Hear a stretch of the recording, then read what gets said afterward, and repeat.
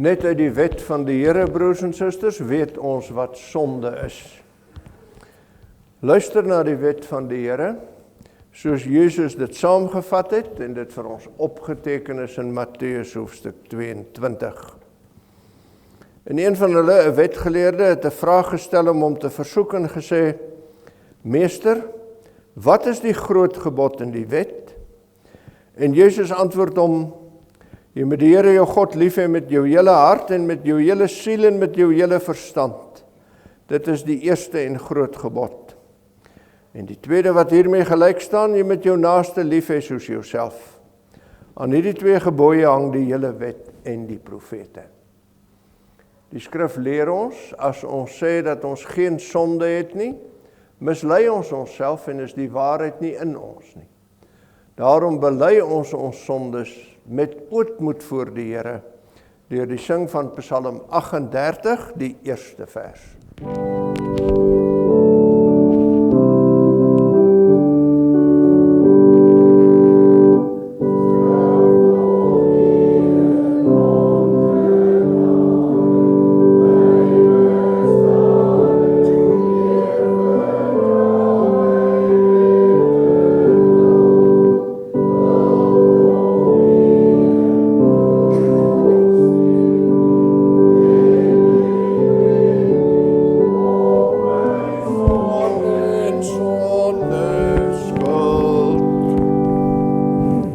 Vanuit die woord van God, in die naam van die Vader, die Seun en die Heilige Gees, verkondig die woord vergifnis van sondes aan elkeen wat met ware berou in die hart vanweë sy sonde, belydenis daarvan voor die Here gedoen het.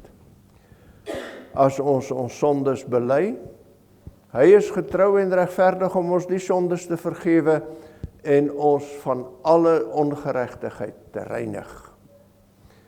Maar in elkeen wat in die sonde volhard en die genade verwerp, verkondig die woord van God, dat die toorn en straf van die Here op hom of haar sal bly, solank hy of sy in die sonde bly lewe. Saam met die kerk oor al die eeue, bely ons dan nou ons algemene Christelike geloof.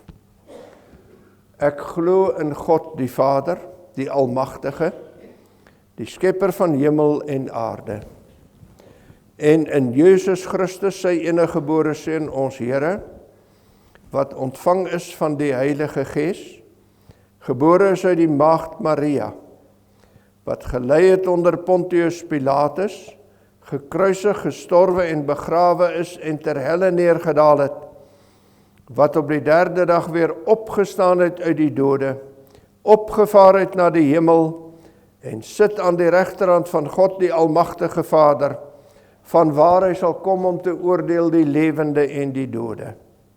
Ek glo in die Heilige Gees. Ek glo aan 'n heilige algemene Christelike kerk, die gemeenskap van die heiliges, die vergewing van sondes, die wederopstanding van die vlees en 'n ewige lewe. Amen. Ons bevestig opnuut ons geloofsvertroue en wy ons lewe aan die Here toe met die sing van Psalm 116, die eerste, die 7de en die 10de verse. Dit is hoofstuk 2 van vers 11 af. Want die reddende genade van God het aan alle mense verskyn en leer ons om die goddeloosheid en wêreldse begeerlikhede te verloon, ingetoe en regverdig en vroom in die teenwoordige wêreld te lewe, terwyl ons die salige hoop en die verskyning van die heerlikheid verwag van die groote God en ons Verlosser, Jesus Christus, wat homself vir ons gegee het om ons te verlos van alle ongeregtigheid en vir homself 'n volk as sy eiendom te reinig, ywerig in goeie werke. Spreek hierdie dinge en vermaan en bestraf in alle erns. Laat niemand jou verag nie. Herinner hulle daaraan om onderdanig te wees aan owerhede en magte, om gehoorsaam te wees, bereid tot elke goeie werk, om niemand te belaster nie, nie strydlustig te wees nie, vriendelik te wees en aan alle mense alle sagmoedigheid te bewys. Want ons was ook vroeër onverstandig, ongehoorsaam, op 'n dwaalweg, verslaaf aan allerhande begeerlikhede en singenot. Ons het in boosheid en afguns gelewe. Ons was haatlik en het mekaar gehaat.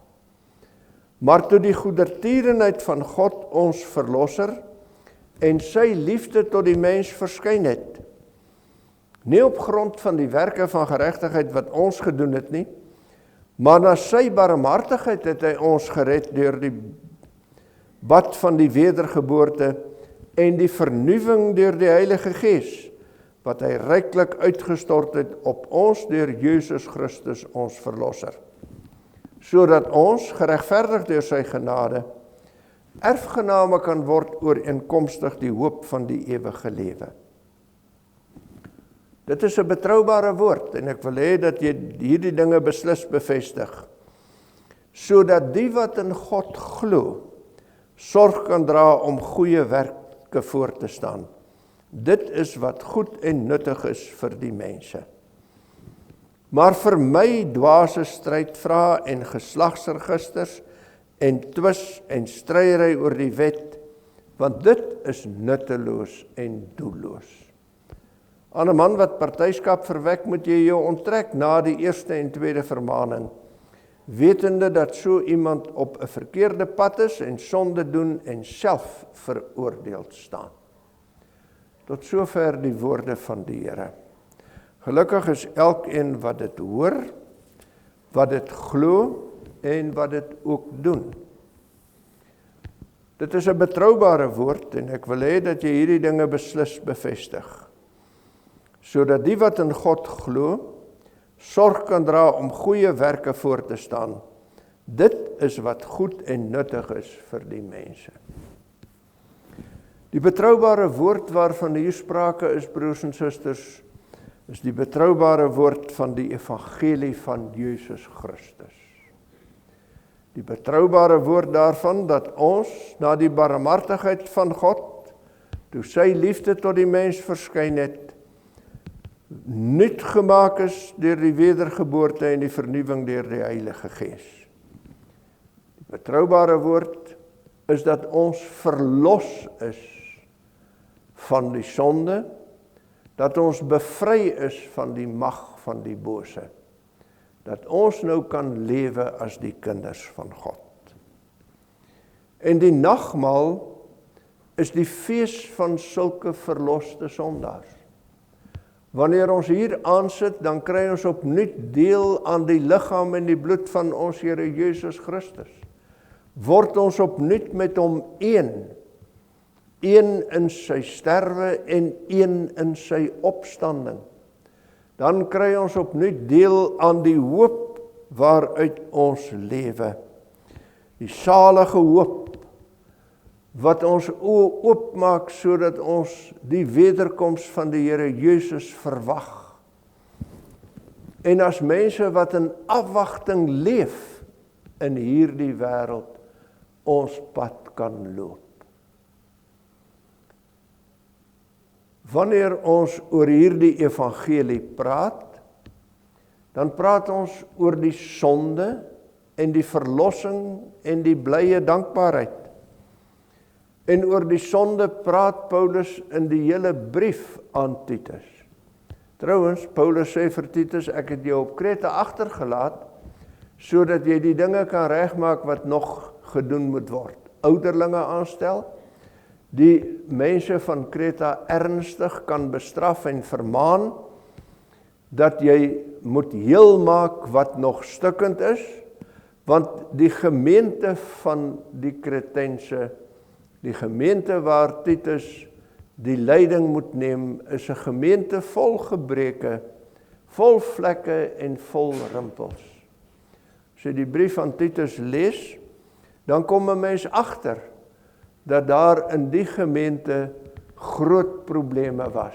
Paulus verwys ook daarna, as hy sê, ons het in boosheid en afguns gelewe, ons het haatlik en het mekaar gehaat. Maar nou het die genade van God aan ons verskyn, die reddende genade wat ons leer om die goddeloosheid en wêreldse begeerlikhede te verloon, om gehoorsaam te lewe. En oor die verlossing praat Paulus baie duidelik wanneer hy sê, die reddende genade van God het aan alle mense verskyn deur Jesus Christus. En hy sê, die goedertierenheid van God, ons verlosser, en sy liefde het aan ons verskyn. Hy het gekom om ons nuut te maak, nie op grond van ons werke nie, maar op grond van sy genade en sy barmhartigheid het hy ons gered. En nou is dit 'n merkwaardige ding wat Paulus hierby sê, broers en susters, en iets wat ons ook maar moet onthou. Die reddende genade van Jesus Christus, die verlossing uit die sonde, die opstanding tot 'n nuwe lewe, die kom nie tot 'n einde wanneer Jesus uit die graf opstaan en ons saam met hom in 'n nuwe lewe opstaan nie. Wanneer Jesus in die hemel opvaar, dan laat hy ons nie nou as verloste mense in hierdie lewe alleen, sodat ons in ons eie krag en met ons eie vermoëns en dit wat ons kan doen in hierdie wêreld as verloste mense gaan leef nie. Hy vernuwe ons nie alleen deur die wedergeboorte, wat ons laat glo in die werk van Jesus Christus nie. Die uitstorting van die Heilige Gees sê baie meer. Uitstorting van die Heilige Gees sê dat God in sy groot genade elke dag by ons bly. Dat hy steeds ons vernuwe. Dat hy ons elke dag as het ware weer saam met Christus laat opstaan uit die dood. Dat hy elke dag ons lewe nuut maak, sodat ons nuut kan lewe. Dominee Skaak-Strauss het dit by geleentheid baie mooi gesê. Deur die werk van Jesus Christus word ons bevry van die mag van die sonde. Deur die werk van die Heilige Gees word ons bemagtig om as bevrydes te lewe.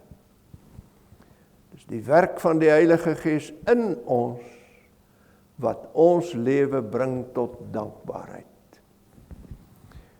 En dis hierdie dankbare lewe wat van ons die getuies maak van Jesus Christus. Hierdie dankbare lewe waaraan die wêreld kan sien dat ons nie meer soos die wêreld is nie, al is ons nog in die wêreld, maar dat ons soos Christus is, want ons vertoon sy beeld. Ons verkondig met ons dade en ons lewe, hy is die koning. En dis die betroubare woord, dat ons sondaars verlos is uit die dood. Dat ons in 'n nuwe lewe saam met Christus opgestaan het, en dat die Heilige Gees ons die krag gee om nuut te gaan lewe in hierdie wêreld. En nuut te gaan lewe, want ons lewe nou as mense wat die goddeloosheid en die wêreldse begeerlikhede verloon. Dis die Heilige Gees wat ons die vrugte laat dra van die Gees, sodat ons ingetoe en regverdig en vroom kan wees. Dis die Heilige Gees wat ons oë oopmaak, dat ons kan sien, in hierdie wêreld het ons nie alles nie, ons is maar op pad. Daarom het ons die salige hoop op die ewigheid. Daarom maak ons nie hier vas nie, maar maak ons vas aan die ewige lewe wat Jesus vir ons verwerf het. Dis die Heilige Gees wat ons laat begryp. Ons is burgers van God se koninkryk. En daarom leef ons as burgers van sy koninkryk. Mense wat hy vir hom as 'n eiendom verkry het, ywerig in goeie werke. Dit alles doen die Heilige Gees in ons. Paulus skryf dit aan die Filippense. Hy sê dit is die Heilige Gees wat in ons wil en in ons werk, om te wil en te werk na God se welbehae. Dis die Heilige Gees wat ons wil verander en vernuwe, sodat ons nie maar net doen wat ons eie belang vir ons voorskryf, of wat ons graag wil doen, of wat vir ons begeerlik lyk om te doen nie. Dis die Heilige Gees wat ons wil verander en nuut maak, sodat ons soek na dit wat God wil hê ons moet doen. Dat ons soek na dit wat God se begeerte is vir ons en ons lewe. Dat ons as sy kinders hier getuies sal wees van die verlossing wat Jesus uit die sonde gebring het. En dit is die krag van die Heilige Gees wat dit alles moontlik maak. En dis die wonder van Pinkster, dat God so by ons bly, en so ons wil verander. En wanneer hy ons wil verander, dan verander natuurlik ook ons werke. Dis die Heilige Gees wat dit vir ons moontlik maak om so te gaan optree, dat mense aan ons optrede kan sien wie ons nou is. Dis die Heilige Gees wat ons leer om die goddeloosheid en wêreldse begeerlikhede te verloon en vir God te leef in hierdie wêreld. Die Heilige Gees, as ons dit so kan sê, wat ons in Jesus een maak met hom, sodat ons werklik die beeld van Christus vertoon. Die Heilige Gees wat in ons werk, sodat ons ou mens afsterwe en die nuwe mens in ons lewe. Die nuwe mens waarvan die apostel Paulus sê, dis nie meer ek wat leef nie, maar Christus wat in my leef. Die Heilige Gees wat my laat opstaan in 'n nuwe lewe, sodat Christus deur my in hierdie wêreld vertoon kan word. Maar broers en susters, as 'n mens nou mooi lees, sien 'n mens Paulus sê, dit is die werklikheid van ons bestaan. Ons is verlos, en die Heilige Gees is uitgestort en gee ons die krag dat ons kan doen waartoe ons geroep is. Maar die Heilige Gees doen dit nie vir ons nie. Dis nog ons self wat dit moet doen. God het vir hom 'n volk as eiendom verkry, ywerig in goeie werke. Nie die Heilige Gees wat nou ywerig is nie, maar ons, wat die volk van God is. Ons is ywerig in goeie werke. Ons tekswoord sê dit mooi. Dis 'n betroubare woord, en ek wil hê dat jy hierdie dinge beslis bevestig. Die woord van God is waar, en ons glo daarin. En dit moet preek na preek weer bevestig word, met die bedoeling, sodat mense toegerus kan word. En Paulus sê, nie alleen maar toegerus kan word nie, maar dat hulle sorg kan dra om goeie werke voor te staan. Hulle moet dit doen met toewyding. Hulle moet dit doen sodat mense kan sien, dit is hulle erns, hulle sorg daarvoor. Dis nie maar God se water wat oor God se akker loop nie. Dis u en ek wat self met ons beperkte vermoëns in die krag van die Heilige Gees ons eie lewe moet gaan versorg. En so versorg dat dit duidelik is, ons doen goeie werke. En wat is hier die goeie werke? Die goeie werke is dit wat goed en nuttig is vir die mense. Goeie werke, waardeur dit duidelik word, ons vermy allerhande dwaase strydvrae. Ons is nie besig om te redekavel oor duitjies en daaikies nie. Ons skep nie twis en tweedrag waar ons gaan nie. Die goeie werke wat ons doen, is juis dat ons verkondig, Jesus is die koning. Die goeie werke is om te gaan lewe, ingetoe en vroom en regverdig, om te gaan lewe as mense, as ons dit so kan sê, wat getuies is daarvan, dat ons een is met Jesus Christus. Een is met Jesus Christus, omdat ons een is in die liefde waarmee hy verlos.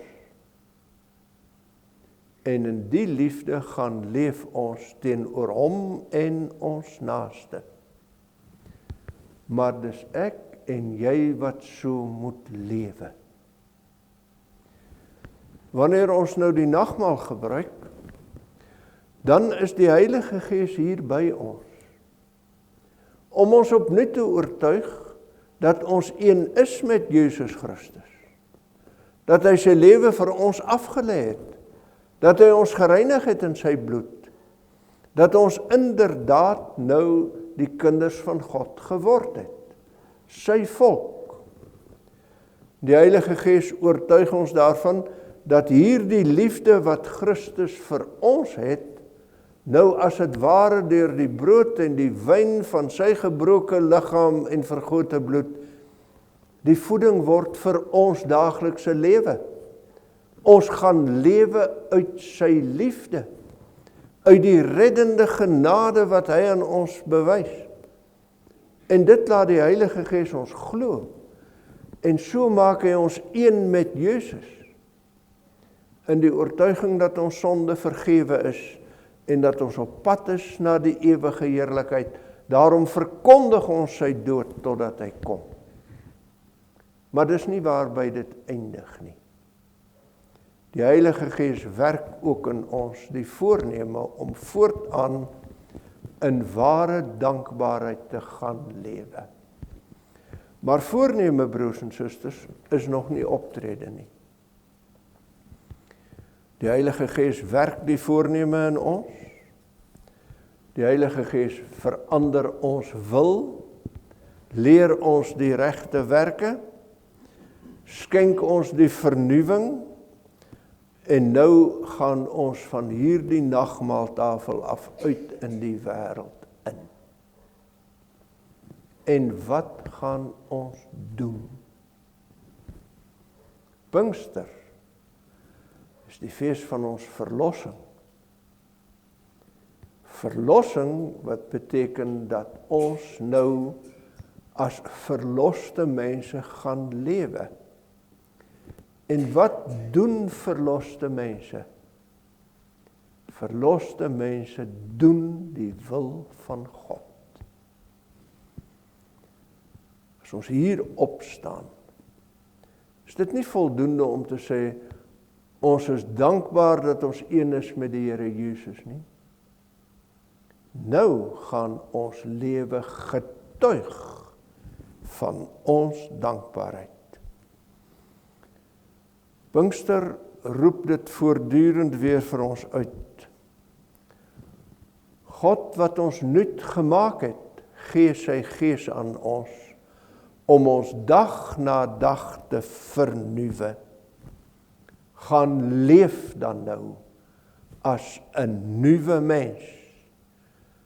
'n Mens uit wie die beeld van Christus straal, omdat jy jou lewe laat beheers deur die Heilige Gees. Omdat jy die nuwe wil en die nuwe werke in sy krag doen. Amen. In antwoord op ons preek sing ons gesang 225. Ons sing die tweede vers.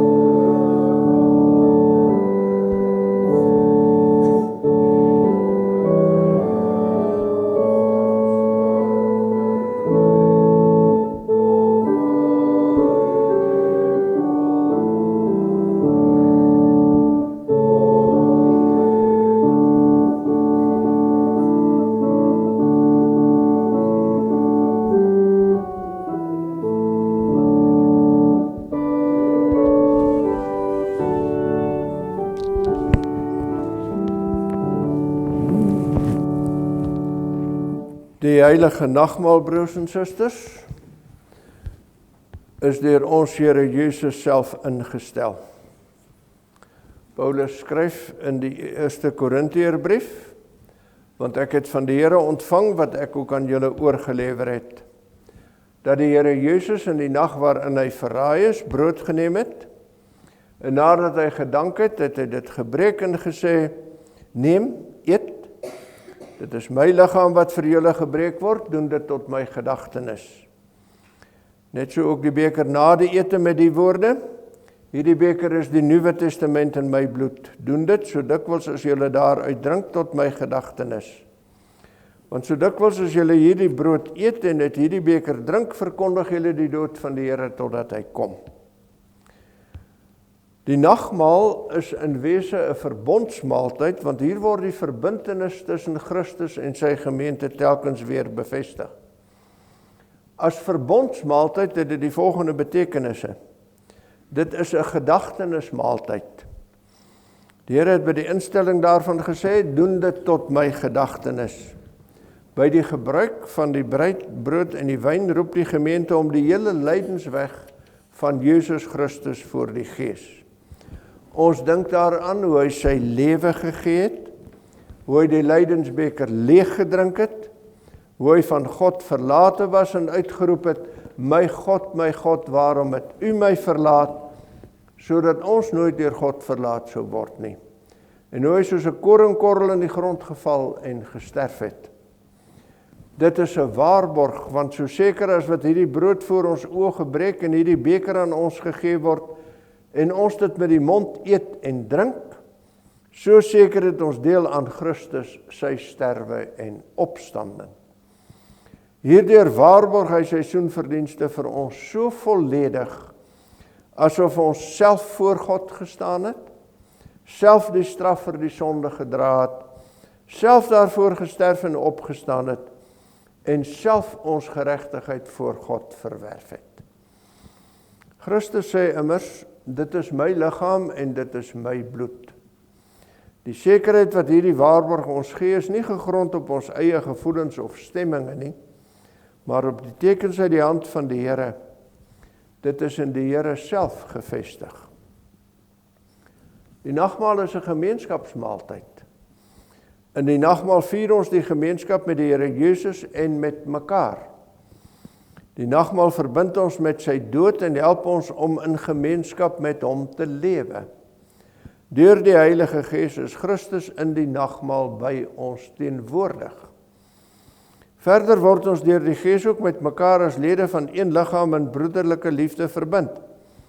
Omdat dit een brood is ons almal een liggaam, want ons het almal deel aan die een brood. Dit is 'n verwagtingsmaaltyd, want ons verkondig by die nagmaal ons toekomsverwagting. In die nagmaal het ons die sekerheid dat die Here Jesus een met ons is, en tog sien ons uit na sy wederkoms. Ons verkondig die dood van die Here totdat hy kom. In die nagmaal verlang die gemeente as die bruid van die Here na die bruilofsmaaltyd met die lam. Dit is 'n vreugdefees, want al spreek die tekens van brood en wyn van die lyding en sterwe van Christus, staan die nagmaalviering tog nie in die teken van rou en droefheid nie. Dit is 'n vreugdefees, want hier bevestig die Heiland op 'n besondere manier die vrugte van sy lyding en sterwe en opstanding aan ons as sy gemeente. Daarom is dit 'n dankbaarheidsmaaltyd. By die gebruik van die tekens dank ons Christus met ons hele wese. Dit is ook ons ernstige voorneme om uit dankbaarheid ons lewens opnuut aan God te wy. Ons doen dit met 'n opregte liefde vir hom en ons naaste. Christus het ons beveel om die nagmaal te gebruik. Wanneer ons dit doen, verseker die Heilige Gees ons van twee uitsonderlike waarhede. Jesus Christus het vir ons sondes gesterf en in die geloof word ons so met hom verenig, asof ons self alles gely en die skuld voor God self ten volle betaal het. Daarby voed Christus deur die nagmaal ons siele vir die ewige lewe. Wanneer ons begeer om die seën van die nagmaal te ontvang, is dit nodig dat elkeen homself vooraf eerlik sal ondersoek, sodat hy nie 'n oordeel oor homself eet en drink nie. Ons word opgeroep om ernstig na te dink oor alle sonde wat ons met gedagtes, woorde of dade gedoen het. Daar is ook sondes van versuim, waar ons nagelaat het om die wil van die Here te doen. Hierdie selfondersoek moet ons bring tot opregte berou voor die Here. Ons word ook opgeroep om na te dink oor ons geloof. Ons moet opreg glo dat al ons sondes op grond van die soenverdienste van Christus vergewe is, en dat hy alle sondes wat nog teen ons sin en ons oorgebly het, met sy lyding en sterwe bedek. Daarby moet ons ook ernstig nadink oor ons lewe. Ons moet ons ernstig voorneem om voortaan met ons hele lewe dankbaarheid aan die Here te bewys, deur in ware liefde tot hom en ons naaste te lewe. Daar moet ook by ons ernstige begeerte wees, dat die Here ons geloof by hierdie nagmaal sal versterk. Mag die almagtige, barmhartige God en Vader van ons Here Jesus Christus, deur sy Heilige Gees, dit in ons werk. Amen. Terwyl die tafel voorberei word, sing ons gesang 231, die eerste en die 5de vers. Gevoed het, laat ons almal saam met dankbaarheid sy naam van harte prys en die woorde van die volgende skrifgedeeltes in ons hart saam sê. Wie sal beskuldiging inbring teen die uitverkorenes van God? God is dit wat regverdig maak. Wie is dit wat veroordeel? Christus is dit wat gesterf het, ja meer nog wat ook opgewek is, wat ook vir ons aan die regterhand van God is, wat ook vir ons intree. Wie sal ons skei van die liefde van Christus? Verdrukking of benoudheid of vervolging of honger of naaktheid of gevaar of swaard? Soos geskrywe is, om u ontwil word ons die hele dag gedood, ons is gereken as slagskape. Maar in al hierdie dinge is ons meer as oorwinnaars deur hom wat ons liefgehad het. Want ek is versekerd dat geen dood of lewe, of engele of owerhede of magte of teenwoordige of toekomende dinge of hoogte of diepte, of enige ander skepsel ons sal kan skei van die liefde van God, waar daar 'n Christus Jesus ons Here is nie. Aan hom wat ons liefgehad het en ons van ons sondes gewas het in sy bloed, en ons gemaak het konings en priesters vir sy God en Vader, aan hom die heerlikheid en die krag tot in alle ewigheid. Amen. Kom, broers en susters, laat ons nou saam dank. Barmhartige God en Vader, ons loof en prys u, dat u uit genade u seun as middelaar aan ons geskenk het. Hy het deur sy kruis en opstanding die straf vir ons sondes gedra, en sodoende vir ons die voedsel en drank van die ewige lewe geword. Ons dank u dat u aan ons die geloof skenk, waardeur ons in hierdie weldade kan deel. Ons dank u dat ons opnuut tydens hierdie nagmaal in ons geloof versterk is. Ons bid dat u deur die werk van die Heilige Gees, die gedagtenis aan ons Here Jesus Christus en die verkondiging van sy dood totdat hy sal kom, sal gebruik om ons daagliks in die regte geloof en in die innige gemeenskap met Christus te laat groei. Ons bid dat u die heerlike vrugte uit hierdie nagmaalviering in ons lewens sal laat voortkom tot u verheerliking en tot ons saligheid. Dit bid ons in die naam van ons Here Jesus Christus. Amen. Ons sing nou ten slotte, broers en susters, Gesang 226. Ons sing al 3 die verse.